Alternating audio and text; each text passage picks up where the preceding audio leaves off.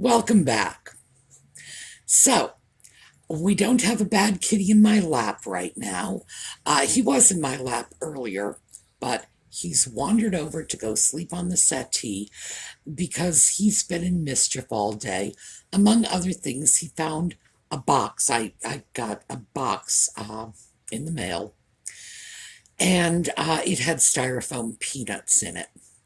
It's great for him, bad for me. I will be digging styrofoam peanuts out of every corner of the house for the next 2 weeks. So he's exhausted from his styrofoam peanut play, and he's sleeping. No. Oh my goodness, he's washing his butt. I love the way cats do that. It's like, yeah, I'm just going to sit here and wash my butt in public. Well, I don't know. Thank goodness we don't all do that. So, today, when we come back, we are going to take a look at another Bedford shopping trip, some great buys, and a couple of pieces that are going to give us a chance to take a look at some more interesting things about Asian porcelain. So, we'll see you in a minute.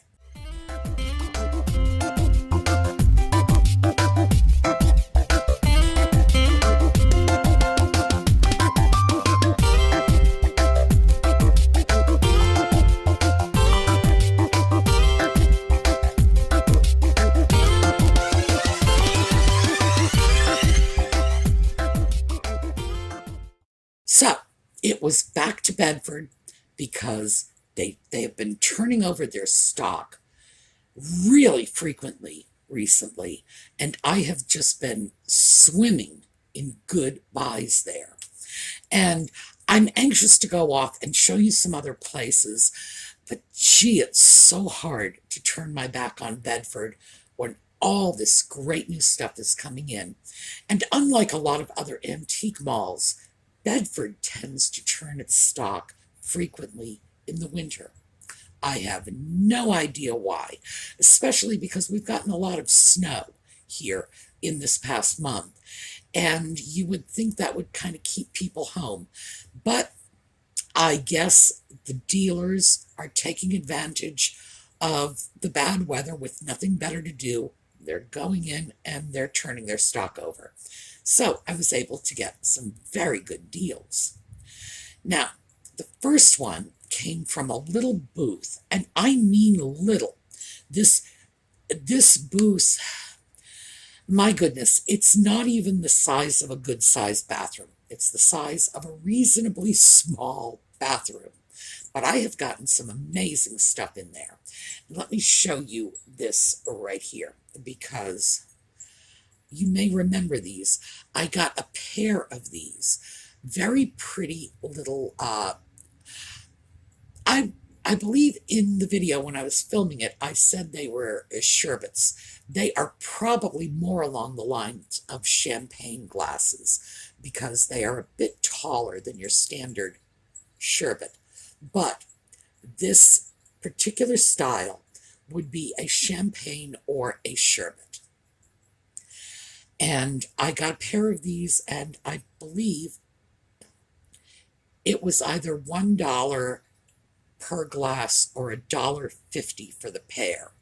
But it was a ridiculously low price, and it is uranium glass.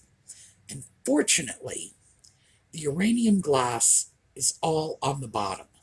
So we've got the green here and clear glass up here, because I don't like dealing with uranium glass or any kind of radioactive product if you're actually going to be eating or drinking out of it. But in this case, the uranium glass portion is down here on the base and the stem, and the part that would actually hold the liquid is clear. So that was a great deal.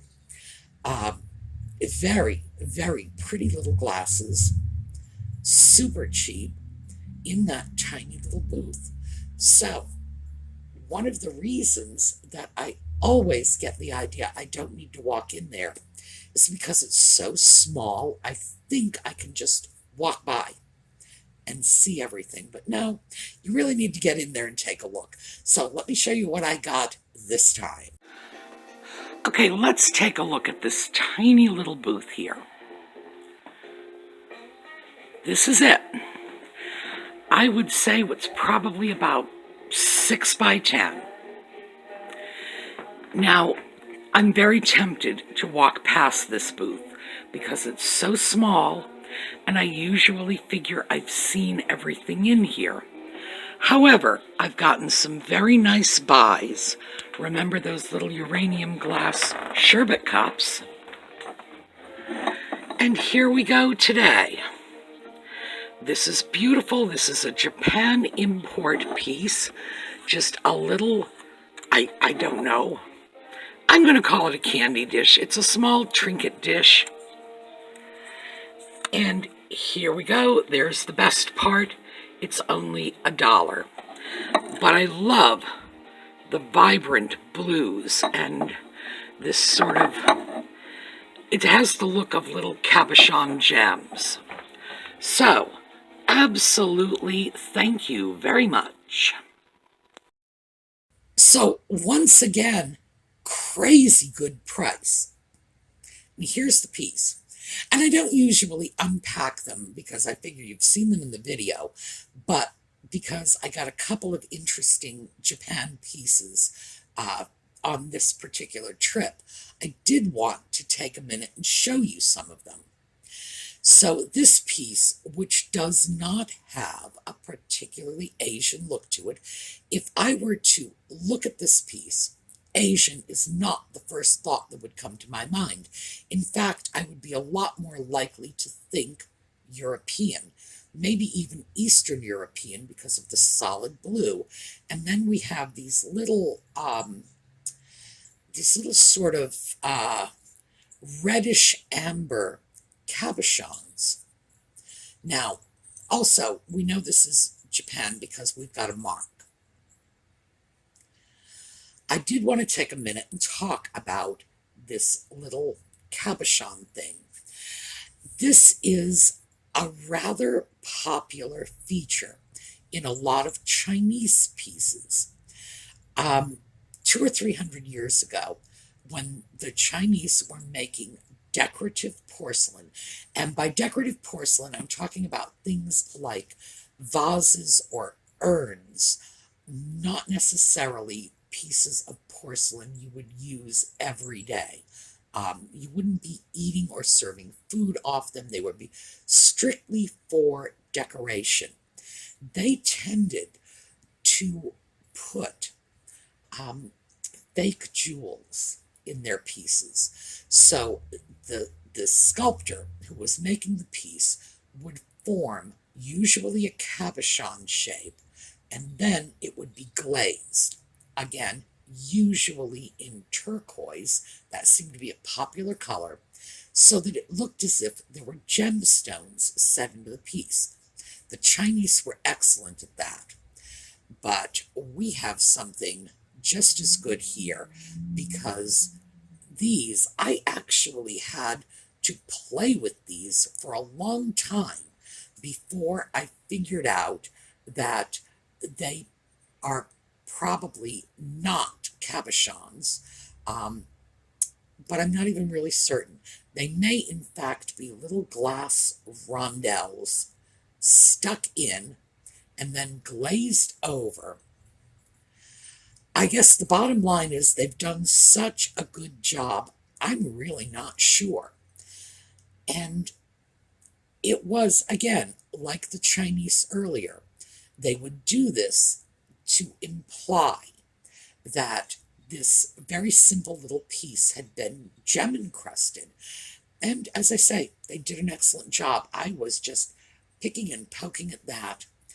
Whatever it is they used, if this is in fact just formed from the porcelain, or if it is in fact a little glass piece here, it was placed in the wet clay, fired, glazed first, and then fired with the piece, because in some areas you can see a little paint overlapping.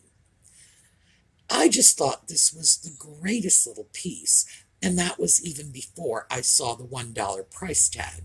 So I thought we would just take a look at that because you will see pieces, especially older pieces. This is not an older piece. This is mid 20th century. Uh, Especially with older pieces, you will see this attempt to simulate gem encrusted porcelain. And in this case, boy, they pulled it off really well. So, next up, I stopped by, I'm on the second floor when I'm doing all of this. I stopped by one of Paul's cubbies, one of my favorite little cubbies, because this is in a little sort of hallway they've created. It's a large room, and they have booths in the middle, mostly Paul's stuff, and he's got the areas around the pass-through lined in cabinets and bookcases. So when you go from one side of the shop to the other, you kind of have to pass right by. And I find that he tends to put some really interesting items there. And in this case, I found a really pretty little Asian vase. So let's take a look. Well, Paul's cubby again. Let's take a look at this. This is a beautiful Asian piece. Great condition. $9. I'm going to leave it for now, but I may end up coming back for it. Well, that was a remarkably sweet piece, but it did not come home with me. I said I would think about it, but because this trip was a little shorter than most, I didn't go back up to the second floor and grab any of the pieces I had been looking at, saying, I'll think about it. But I may next time if it's still there. At $9, it's a very good price. Very, very nice Japanese vase. Interesting and unusual. Not one of your common designs for Japanese vases, but just a very interesting, an older piece, but I think it would resonate with modern tastes very well because of the colors, the color combination, and because of that wonderful classic little bulb and cylinder sort of shape. Great piece, great price, but I did in fact leave it behind. But since I was there and I was wandering around Paul's cubbies, I wandered into another of his little sort of bookcase alcoves and found a really nice piece. A little pricier than I would like, but gee, was it gorgeous. So let's take a look. Okay, Royal Copley. This is a wall pocket, actually. Moorish prints, beautiful piece. $19. At the price, it's a little more than I'd be interested in paying. Great piece, though, and who knows, I may change my mind. So, Royal Copley. And what that goes to show is it wasn't just the unknown manufacturers of chalkware who were making all of these mid-century blackamoor pieces. It was, in fact, the better-known American and European companies that were creating them too. This one was a wall pocket, but it was just beautiful. This Nubian prints, just terrific. And as I've been mentioning lately, because I've had the good fortune to come across a great many of these blackamoor pieces in the last several months. Gorgeous items. They were very, very popular in the mid-century. They really were. And the popularity of these pieces, at least in the United States, started around the 1930s, the flapper era. I'm not sure why. It's possible that because international travel was becoming so much easier when we were moving into the second quarter of the 20th century, people were going places more often, that we sort of developed a taste for the exotic, for things that came from other places, or at least looked like they came from other places. So we just sort of had a hankering for this. Some of them are fantastic. Some of them are offensive. Um, our little Nubian prince there, he falls into the category of fantastic rather than offensive. But at $19, no, he stayed behind. So that is not something that I would buy for resale, even though, yes, Royal Copley, yes, a beautiful piece, yes, a blackamoor piece, and all of those things would make it collectible. Still, at $19, it's a little too rich for my blood. On the other hand, if I wanted to buy something like that for myself, I would have to say, yeah, that's a terrific price at retail. So, still on the second floor, wandering around to some other booths, including this one that I rarely go into, and you'll see why when I show you what's in there. Okay, this is a shop that has a lot of vintage things, tins, food-related items, usually not my kind of thing. However,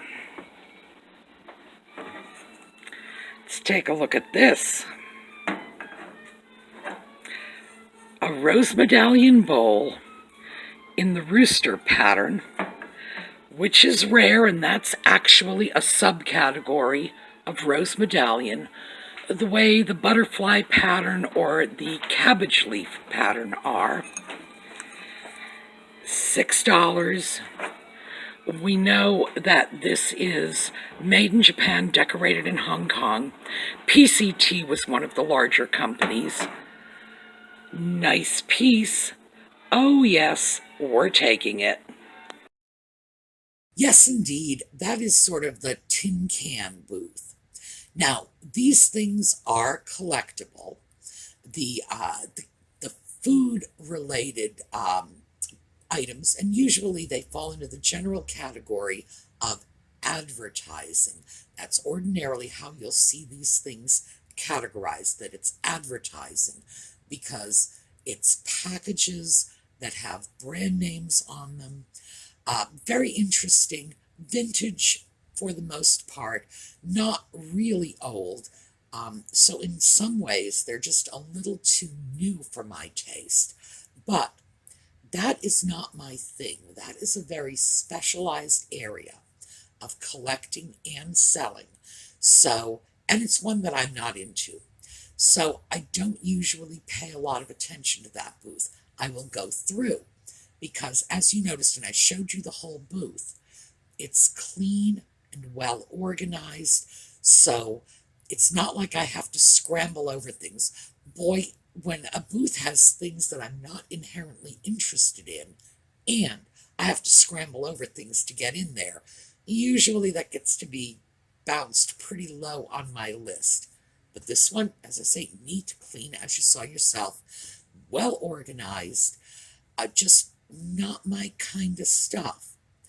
Except, of course, this is what I got in there. Now, this is a rice bowl, and we call it a rice bowl because of the size.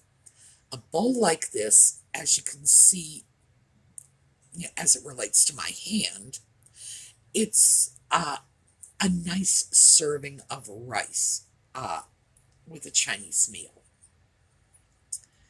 This is considered a subcategory of rose medallion china. And I know you're thinking, there is no medallion, there are no panels, it's like, eek, where are our peonies? No, nothing about this is classic rose medallion. But things like the cabbage leaf pattern, which are also considered a subset of rose medallion, again, you won't find your peonies, you won't find your little panels, your central design, that's your medallion with the peony.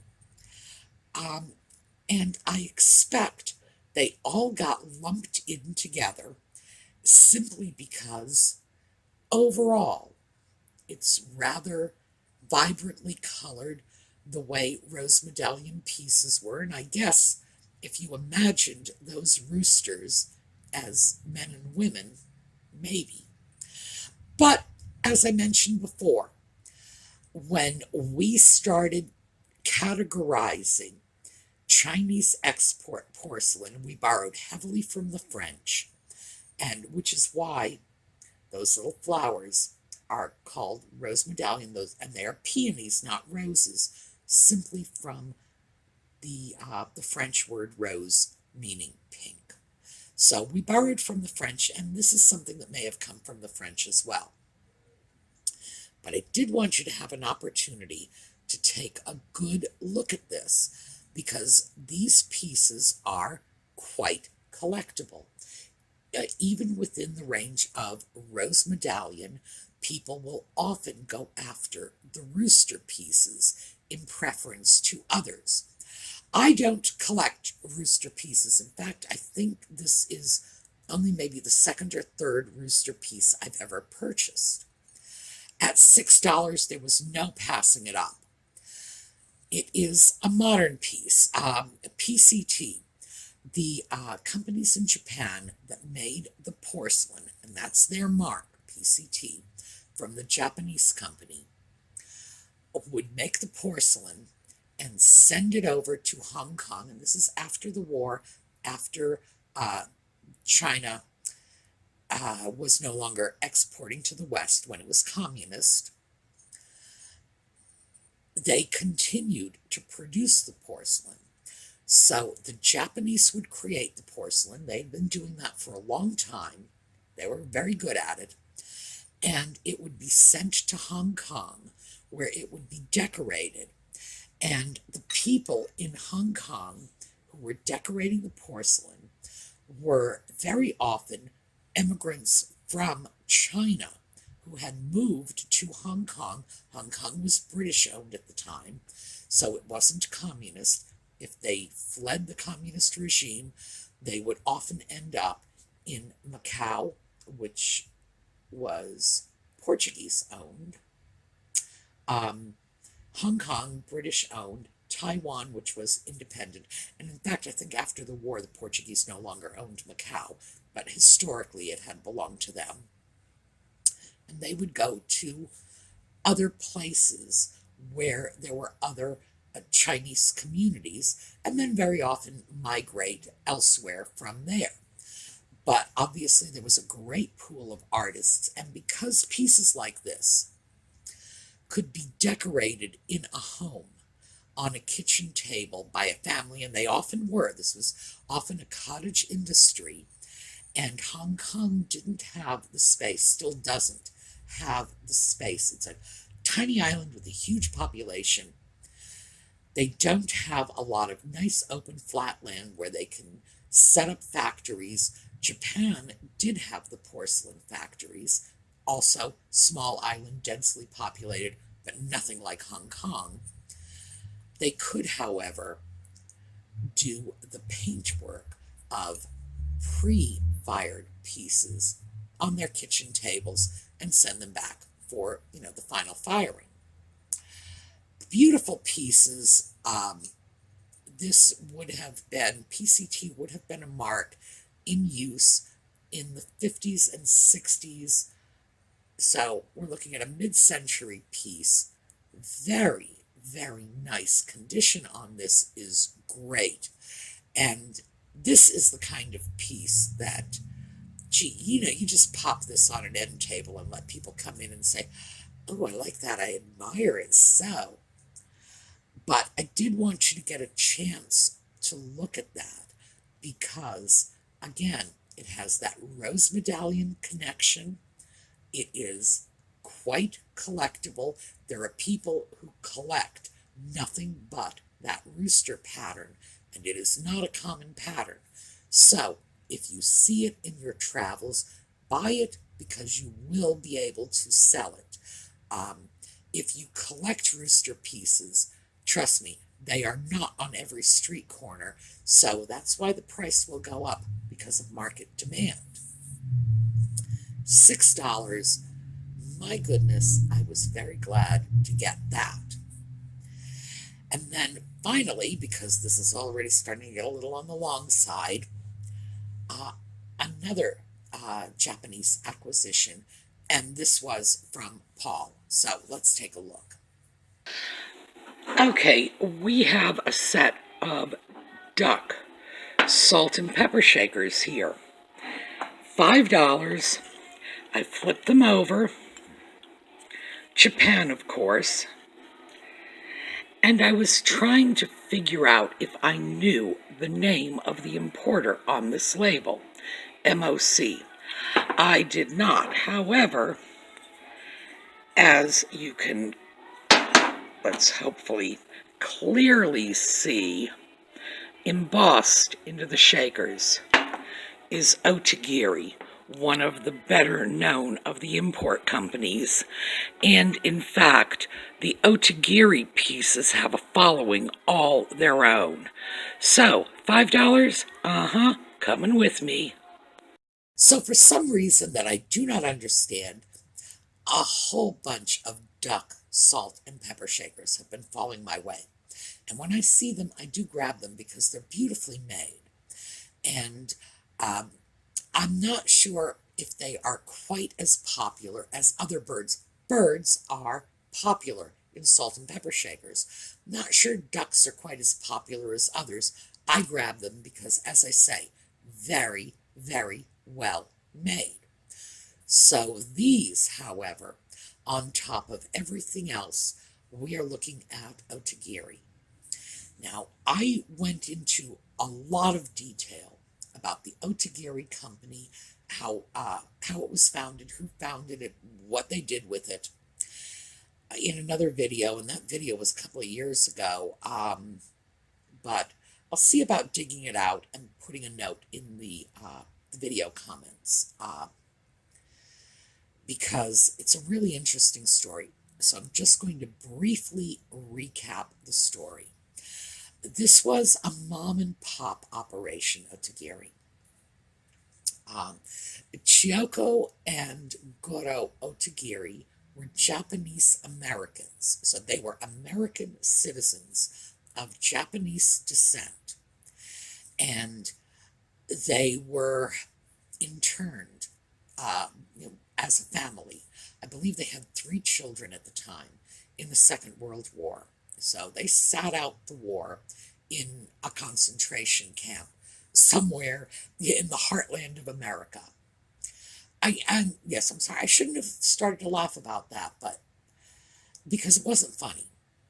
We incarcerated American citizens based on nothing more than the country their families came from, which is extremely shameful, especially considering the fact that in the early days of the Second World War, the Japanese didn't use code.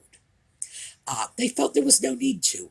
Their language, which is an inflectional language, was considered to be so complex that how in the world could we ever understand what they were saying? Well, here's how we could understand what they were saying. We had Americans of Japanese descent who were monitoring Japanese radio broadcasts, transmissions, reading their letters. It's like, yeah, well, you know what? They spoke the language as a native language too. They were fluent. So after a while, the Japanese finally caught on and started using code when they realized that nonsense about Americans not being able to understand their language didn't take Japanese Americans into account. So anyway, very, very shameful part of our history that we incarcerated people who simply came from the wrong country. I think the most outrageous example was we had the grandchildren of Queen Victoria in a concentration camp in Canada because they were German. And how do you even justify that? But somehow we did. Anyway, the Otagiris got out of the concentration camp, and instead of turning their backs on the country that had treated them so shamefully, they built their lives back up here in the United States. And they had a porcelain company. They did importing.